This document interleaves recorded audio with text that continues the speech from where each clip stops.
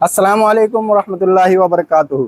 क़यामत से करीब फितने ऐसे ज़ाहिर होंगे जैसे तस्बीह के टूटने पर तस्बीह के दाने यके बाद दीगरे ज़मीन पर गिरते हैं। अगर आप भी चाहते हैं कि आप अपनी औलाद, अपनी बीवी बच्चों के साथ आप खुद भी दज्जाल के फितने से महफूज रहना चाहते हैं, अगर आप भी चाहते हैं कि आपके मकाम से लेकर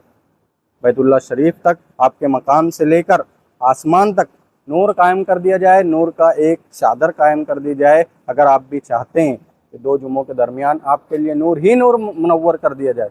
और अगर आप भी चाहते हैं कि अगर दज्जाल का ज़हूर हो तो आप पर गलबा ना पा सके, तो अहादीस मुबारका की इस बात को समझ लीजिए कि अल्लाह के नबी सल्लल्लाहु अलैहि वसल्लम ने फरमाया, जो शख्स जुमेरात के दिन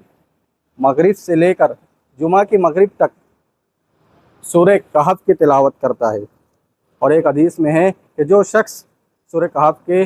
पहली 10 आयत की तिलावत करता है और एक हदीस के मुताबिक आखिर की 10 आयत की तिलावत करता है, तो अगर उस हफ्ते में दज्जाल का ज़हूर होता है तो वो शख्स पर गलबा नहीं पा सकेगा।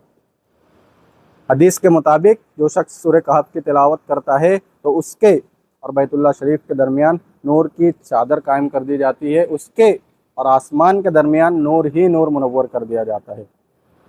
तो आप भी खुद भी अमल करें, अपने दोस्तों को भी, अपने रिश्तेदारों को भी बताएं और अपने बच्चों को भी सुनाएं। इस फितने के दौर में आप भी सूरह कहफ के हिफाजती हिसार में महफूज हो जाए। जज़ाकल्लाह।